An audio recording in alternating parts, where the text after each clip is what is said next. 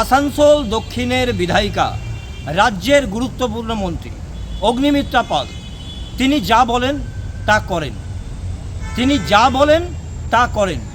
শুধুমাত্র রাজ্যের জন্য নয়, নজর রয়েছে নিজের বিধানসভাতেও। অর্থাৎ তিনি যা বলেন তা করেন। ভাববেন হয়তো আমরা বলছি মন্ত্রী যা বলেন তা করেন, আমরা বলিনি।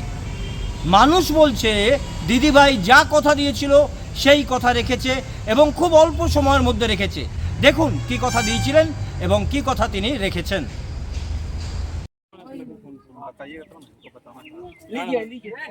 सब लगाइए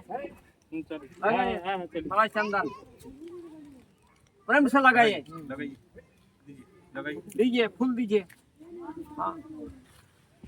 দীর্ঘদিন ধরে আসানসোল দক্ষিণ বিধানসভার এই এলাকাতে পানীয় জল ছিলই না, পানীয় জল ছিলই না বলা যেতে পারে। এবং মানুষ জলের জন্য 2 কিলোমিটার 2.5 কিলোমিটার ছুটে যেত মহিলারা, এমনটাই বলছে এলাকাবাসী।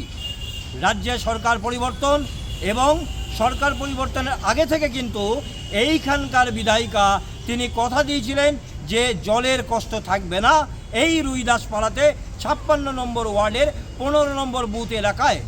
এবং সরকার পরিবর্তন হলো, মাত্র কদিনের মধ্যেই কিন্তু সেই এলাকায় পানীয় জলের ব্যবস্থা হলো, সেখানে নতুন কল বসলো, পুজো হলো, মানুষ জল পেতে শুরু করলো। দেখুন, মানুষ বলছে দিদিভাই যা কথা দেন সে কথা রাখেন, খুব কম সময় রাখেন, খুব অল্প সময়ের মধ্যে করেন। এবং রাজ্যের এই গুরুত্বপূর্ণ মন্ত্রী অগ্নিমিত্রা পাল তার নিজের বিধানসভায় দিদিভাই বলে পরিচিত এবং সে কথা কিন্তু এলাকার মানুষ বলছেন দিদিভাই যা বলেন তা করেন। শুনুন মহিলা এবং পুরুষদের কথা। दीदी को धन्यवाद देना चाहते हैं। बहुत दिन के बाद कष्ट दूर हुआ है। पानी मिला हम लोग को। बहुत दूर से पानी लाने पड़ता था। और कुछ दीदी को जो कष्ट होगा दीदी दूर करेगी। कष्ट कर धन्यवाद दीदी के।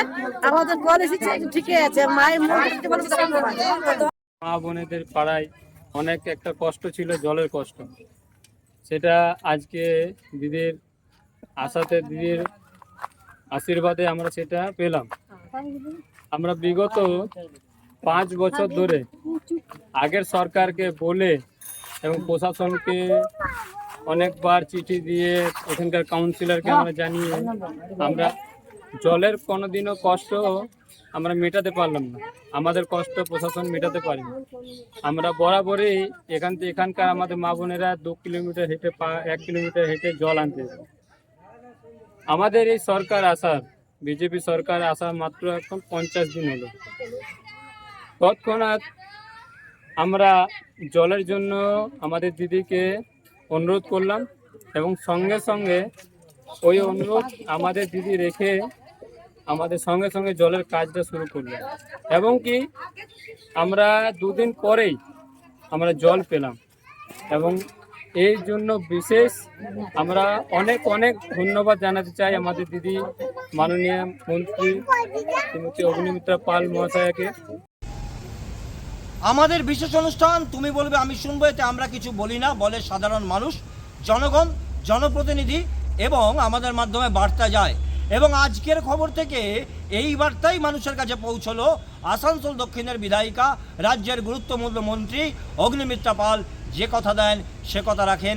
মানুষ পেল জল এবং তারা খুশি, এলাকায় খুশির হাওয়া দিকে দিকে বলে বেড়াচ্ছেন দিদিভাই যা বলেন তা দিদিভাই করে দেখান। আমাদের বিশেষ অনুষ্ঠান তুমি বলবে আমি শুনবো যে পর্যন্তই। আবার দেখুন আগামীকাল।